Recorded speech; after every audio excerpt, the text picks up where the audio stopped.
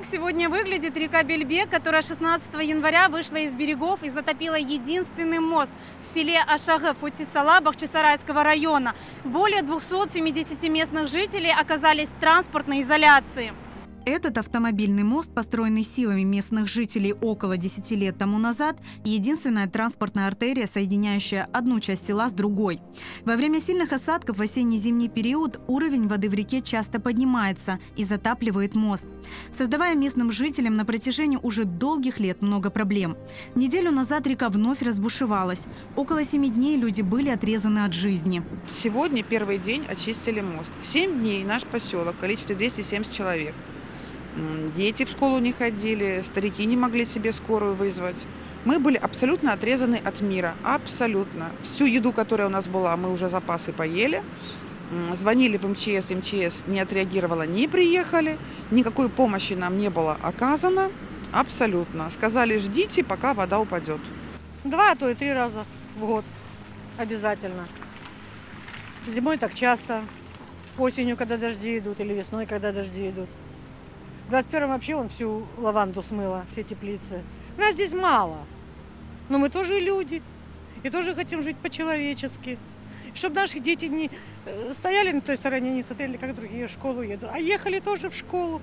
Более 100 учеников, которые проживают в этой части села Ашагы Футисала, часто вынуждены пропускать занятия в школе. Добраться до автобуса, который везет в соседнее село Футисала на занятия, у детей просто нет возможности. Почти неделю пропустили, и это не в первый раз.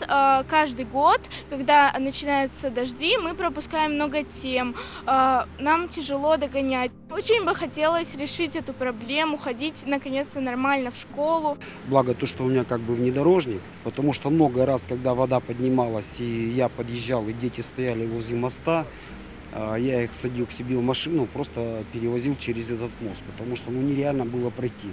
Раньше, да, здесь был подвесной мост, особо на него не влияло вот эти вот потопы. Можно было выйти там, детей отправить в школу, людям сходить в магазин, да, тут как бы было рядом, но его просто снесло этим течением. Восстанавливать его никто не собирается. Подвесной пешеходный мост через реку был полностью разрушен во время стихии в 2021 году. Недоступен местным жителям и проезд по объездной дороге. Нужен специализированный транспорт. Несколько лет люди обращаются к органам местной власти с просьбой обратить внимание на их ситуацию и оказать помощь в строительстве нового моста, но безрезультатно. Мы уже столько обращались, что наше сердце, как говорится, уже рвется от этого всего. Это единственное средство, через которое мы можем перейти на тот берег. Мы остаемся без хлеба, без воды, без школы, без работы, без медицинского обслуживания, безо всего. Нельзя так жить. Сегодня была Пучкова. Мы не услышали, она говорит, будет то-то, то-то, и опять-таки это все размывчато. Мы сами хотим знать, когда этому будет конец. Оставшись снова один на один со своей бедой, местные жители вынуждены своими силами ремонтировать мост и расчищать русло реки. Мы сделаем это все своими силами всегда. От местных властей у нас, то есть от нашего главы, никакой помощи никогда нету. Постоянно надо выпрашивать, ходить, что-то просить. Мы много не просим. Нам нужен только мост. У меня есть экскаватор, да. Когда вода поднимается с паводки, я постоянно приезжаю, чистю. Вот вода спала, пожалуйста, есть проезд. В воскресенье будет дождь, обещает по прогнозу. Будет то же самое опять.